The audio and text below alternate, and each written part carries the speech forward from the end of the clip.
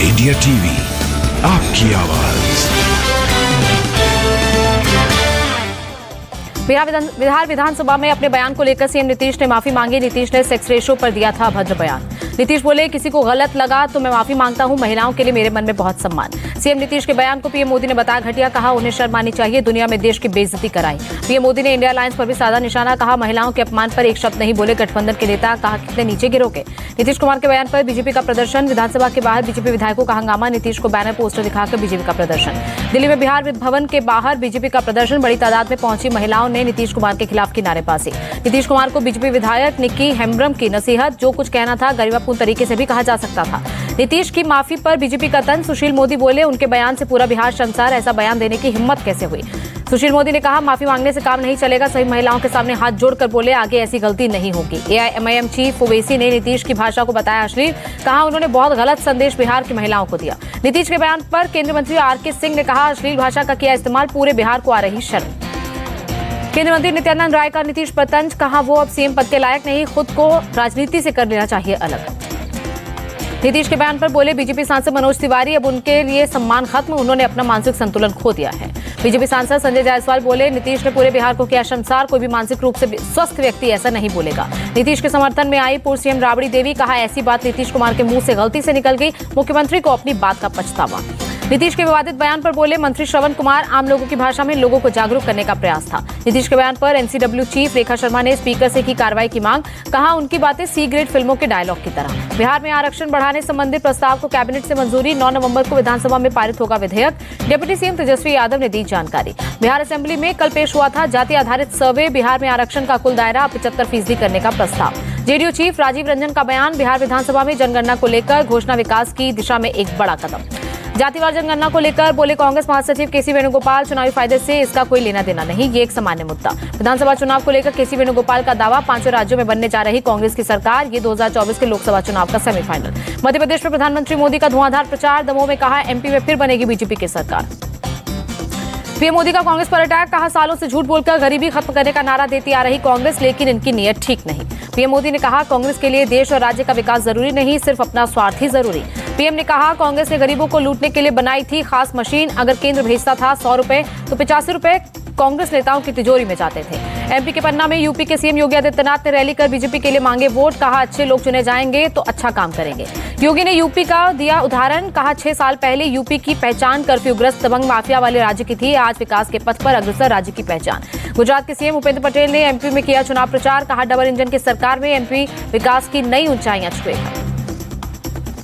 MP चुनाव के लिए बीजेपी ने झोंकी ताकत, असम सीएम ने खंडवा में किया रोड शो, बीजेपी के लिए मांगे वोट। इस बार राजस्थान में हालात अलग, फिर बनेगी कांग्रेस की सरकार, कांग्रेस नेता सचिन पायलट का बयान।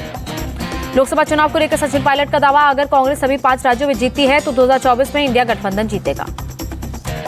राजस्थान में कांग्रेस की गारंटी पर सुधांशु त्रिवेदी का तंज, कहा पेपर लीक, महिलाओं और दबंगों पर अत्याचार जैसी 7 गारंटी। छत्तीसगढ़ के सीएम भूपेश बघेल का सवाल, महादेव ऐप में पीएम की क्या संलिप्तता, उन्हें बताना चाहिए। मध्य प्रदेश के बड़वानी में सीएम शिवराज चौहान ने की जनसभा, मंच से उतरकर लोगों से की मुलाकात। बीजेपी सांसद और भोजपुरी नायक मनोज तिवारी ने गाए गीत, मध्य प्रदेश विधानसभा चुनाव में बीजेपी की जीत का किया दावा। कमलनाथ ने किया वादा, लिखा फिर से गौधन विकास मिशन शुरू करेंगे, मध्य प्रदेश में नवीन गौशालाएं बनाएंगे। राजस्थान के नागौर में अशोक गहलोत सरकार पर बरसे गृहमंत्री अमित शाह, कहा वोट मांगने से पहले अशोक गहलोत बताएं लाल डायरी में क्या है। राजस्थान के सीएम अशोक गहलोत का बीजेपी नेताओं पर आरोप, कहा वे जनता को गुमराह कर रहे हैं, हम जनता को अपने 5 साल के काम को बता रहे हैं। राजस्थान में भी इंडिया गठबंधन के दलों के प्रत्याशी आमने सामने, समाजवादी पार्टी ने कांग्रेस के खिलाफ 5 कैंडिडेट उतारे। तेलंगाना के नामपल्ली में ओवैसी ने घर घर जाकर किया प्रचार, एआईएमआईएम उम्मीदवार मोहम्मद वाजिद हुसैन के लिए मांगे वोट। अखिलेश यादव का एक्सपोज, लिखा बुलडोजर का अन्याय का प्रतीक बनना बीजेपी सरकार की सबसे बड़ी नैतिक हार, परिवार वाले ही जानते हैं घर का महत्व। यूपी कांग्रेस चीफ अजय राय ने सीएम योगी को लिखा पत्र, डायल 112 में तैनात कर्मचारियों का वेतन बढ़ाने और साप्ताहिक अवकाश देने की मांग। मुंबई में ईडी के सामने पेश नहीं हुई पूर्व मेयर किशोरी पेडनेकर, 4 हफ्तों का मांगा समय। 96 साल के हुए पूर्व उप प्रधानमंत्री लालकृष्ण आडवाणी, पीएम मोदी ने एक्सपोज कर दी बधाई, लिखा ईमानदारी और समर्पण के प्रतीक। जेपी नड्डा ने पूर्व डिप्टी पीएम लालकृष्ण आडवाणी को दी जन्मदिन की बधाई, लिखा राष्ट्र और संगठन को समर्पित उनके काम देते रहेंगे प्रेरणा। बिहार के सीएम नीतीश कुमार ने लालकृष्ण आडवाणी को दी जन्मदिन की बधाई, लिखा उनके स्वस्थ एवं दीर्घायु जीवन की कामना। हरियाणा के पिंजौर में हॉट एयर बैलून सफारी का उद्घाटन, मुख्यमंत्री मनोहर लाल खट्टर ने किया शुभारंभ।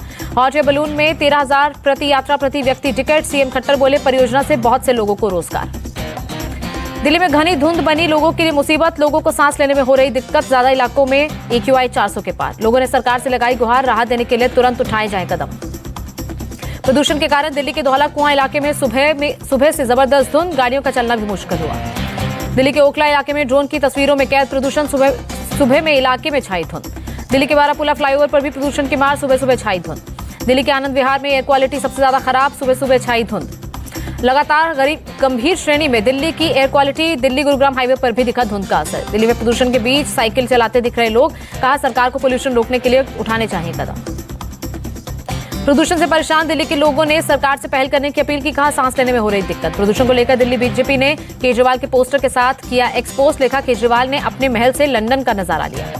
सुप्रीम कोर्ट की फटकार के बाद एक्शन में सरकार, कनॉट प्लेस में स्मोक टावर को ठीक करने पहुंची टीम। दिल्ली के पर्यावरण मंत्री गोपाल राय ने बुलाई बैठक, प्रदूषण को लेकर सुप्रीम कोर्ट के निर्देशों का पालन किया जाएगा सुनिश्चित। दिल्ली के स्कूलों में शीतकालीन अवकाश की घोषणा, प्रदूषण के चलते 9 से 18 नवंबर तक बंद रहेंगे स्कूल। पंजाब में फिर सामने आया पराली जलाने का मामला, फिरोजपुर के ममदोट इलाके में जलाई गई पराली। यूपी के प्रयागराज में AQI खराब श्रेणी में, लोगों को परेशानी।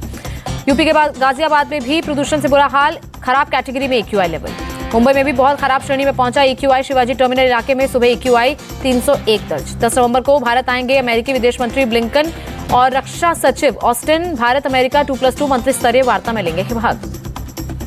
दिल्ली में विदेश मंत्री एस जयशंकर की मलेशिया के विदेश मंत्री से मुलाकात, दोनों के बीच डेलीगेशन लेवल की हुई बातचीत। भूटान के राजा जिग्मे खेसर नामग्याल पहुंचे मुंबई, सीएम एकनाथ शिंदे से की मुलाकात। दिल्ली में राष्ट्रीय सहकारी ऑर्गेनिक्स लिमिटेड की संगोष्ठी, केंद्रीय मंत्री अमित शाह हुए शामिल।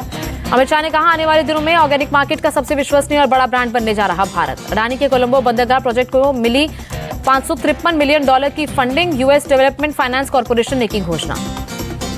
लगातार 5 दिन से तमिलनाडु के मंत्री ईवी वेलू के यहां इनकम टैक्स छापा। ईवी वेलू बोले फाउंडेशन से मेरा कोई संबंध नहीं। ईवी वेलू ने आयकर विभाग को बताया बीजेपी की टीम, कहा 5 दिनों से छापे के कारण सरकारी काम बाधित। केरल के सहकारी बैंक घोटाला में ईडी के रेड, कंडाला सेवा सहकारी बैंक में ईडी की छापेमारी। सुबह 6 बजे से ईडी की 10 सदस्यीय टीम कर रही जांच, 2 निदेशकों के आवास पर भी ईडी की छापेमारी। जम्मू कश्मीर के कई जगहों पर SIA की छापेमारी, दक्षिण कश्मीर के आनंदनाग पुलवामा में रेड। मानव तस्करी मामले में NIA की कार्रवाई, त्रिपुरा, असम, पश्चिम बंगाल समेत 10 राज्यों में रेड। मुंबई पुलिस ने सौरभ चंद्राकर के खिलाफ केस दर्ज किया, ऑनलाइन बैटिंग एप्लीकेशन के जरिए 15,000 करोड़ की ठगी का आरोप। इस मामले में पुलिस ने अब तक 32 लोगों पर केस दर्ज किया। चंद्राकर के अलावा रवि उप्पल, शुभम सोनी का भी नाम। रवि पार्टी और सांप तस्करी मामले में फंसे एल्विश यादव से नोएडा पुलिस ने की पूछताछ, सेक्टर 20 के थाने में देर रात पूछताछ। 2 घंटे तक पुलिस ने एल्विश से की पूछताछ, दोबारा भी बुला सकती है पुलिस। वाराणसी के BHU में छात्रा से छेड़छाड़ का मामला, छात्रों ने फिर शुरू किया धरना। जम्मू कश्मीर के सांबा में जम्मू पठानकोट हाईवे के पास AK-47 का 4 मैगजीन बरामद, पुलिस मामले की जांच में जुटी। कर्नाटक के मांड्या में नहर में गिरी कार, 5 लोगों की मौत, पुलिस ने मौके पर पहुंचकर शुरू किया रेस्क्यू। मैसूर में एक कार्यक्रम में शामिल होकर लौट रहे थे कार सवार, पुलिस ने शवों को पोस्टमार्टम के लिए भेजा। महाराष्ट्र के ठाणे में एक रुई गोदाम में लगी भीषण आग, 2 लोगों की जलने से मौत। भिवंडी इलाके में गोदाम में लगी थी आग, फायर ब्रिगेड की टीम ने आग पर काबू पाया। अरुणाचल प्रदेश के वेस्ट केमांग में लैंडस्लाइड, गुवाहाटी टेंगा रोड बंद। यूपी के मुरादाबाद में एक पुलिस का जवान गिरफ्तार, 10,000 रुपए घूस लेते पकड़ा गया। यूपी के गाजियाबाद में पेट्रोल पंप कर्मचारी से 10 लाख रुपए की लूट, पुलिस ने लूट की गुत्थी सुलझाने के लिए 8 टीमों का गठन किया। यूपी के मथुरा में करीब 4 लाख के पटाखे जब्त, पुलिस ने 2 लोगों को गिरफ्तार किया। मथुरा में पुलिस और बदमाशों के बीच एनकाउंटर, पुलिस ने 11 बदमाशों को गिरफ्तार किया। असम के कामरूप में 6 करोड़ की 36 किलोग्राम अफीम बरामद, 4 आरोपी गिरफ्तार, STF के DIG पार्थ सारथी महंत ने दी जानकारी। केरल के एर्नाकुलम जनरल अस्पताल में हड़ताल, विदेशी मेडिकल ग्रेजुएट्स ने बुलाई हड़ताल। साउथ बंगाल में बांग्लादेश सीमा पर BSF की पहल, मधुमक्खी पालन के लिए योजना की शुरुआत। मिशन शहद को बढ़ावा देगी योजना, सीएम सीमा से सटे गांव में विकास बढ़ाने के लिए पायलट प्रोजेक्ट के तौर पर योजना की शुरुआत की। राष्ट्रपति मुर्मू ने बद्रीनाथ मंदिर में की पूजा अर्चना, गवर्नर और CM साथ में रहे मौजूद। राम मंदिर के लिए 1 जनवरी से 15 जनवरी तक देश भर में जनसंपर्क अभियान, अक्षत और श्री राम लला का चित्र लेकर घर घर जाएंगे RSS के स्वयंसेवक। दिल्ली में यमुना किनारे छठ पूजा की अनुमति मांगने वाली याचिका पर विचार करने से इनकार, दिल्ली हाईकोर्ट ने किया इनकार। फिलिस्तीन के राष्ट्रपति महमूद अब्बास पर जानलेवा हमला, आतंकियों ने की राष्ट्रपति अब्बास की हत्या की कोशिश।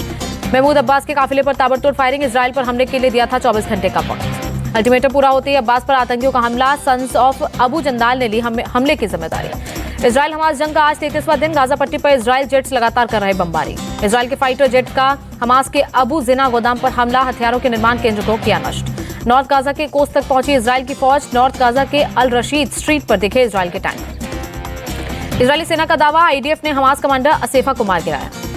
हमास के खिलाफ इजराइल का मिसाइल और रॉकेट हमला जारी, रात भर गाजा के आसमान में दिखी आग के लपटें। नॉर्थ गाजा के एम्यूजमेंट पार्क में था हमास का टेरर टनल, इजराइल ने टेरर टनल को किया तबाह।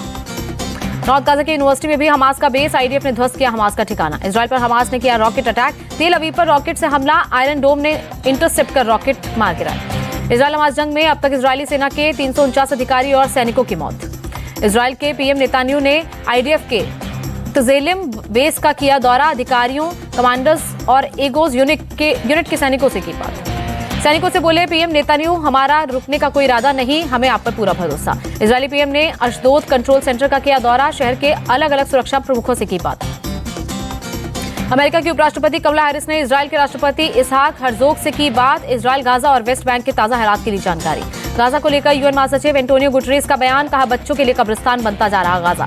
अंतर्राष्ट्रीय दबाव आया काम, आईडीएफ का एक्सपोस्ट, हम हमास के साथ युद्ध में है, गाजा के नागरिकों के साथ नहीं। एक्सपोस्ट में आईडीएफ ने गाजा में राहत सामग्री भेजने की जानकारी दी। गाजा में राहत सामग्री लेकर अब तक 665 ट्रक गए। इजराइल में 7 अक्टूबर के नरसंहार के बाद आईडीएफ को मिले हथियार, एक्सपोस्ट कर आईडीएफ ने आतंकवादियों से मिले हथियारों की दी जानकारी। इजराइल हमास जंग पर बोले, भारत में जॉर्डन के राजदूत युद्ध को तुरंत रोकने का करते हैं आह्वान। स्पेन में सरकारी विरोधी प्रदर्शन लगातार दूसरे दिन जारी। मैड्रिड में पुलिस और प्रदर्शनकारियों के बीच झड़प। दक्षिणी मैक्सिको में भारी बारिश और बाढ़ का कहर, नदियों का पानी तटबंध तोड़कर रिहायशी इलाकों में घुसा। मामूली बढ़त के साथ बंद हुआ शेयर बाजार, सेंसेक्स करीब 34 और निफ्टी 37 अंक की उछाल के साथ बंद। यूएस डॉलर के मुकाबले रुपए का भाव 1 पैसे गिरा, $1 की कीमत 83 रुपए 28 पैसे।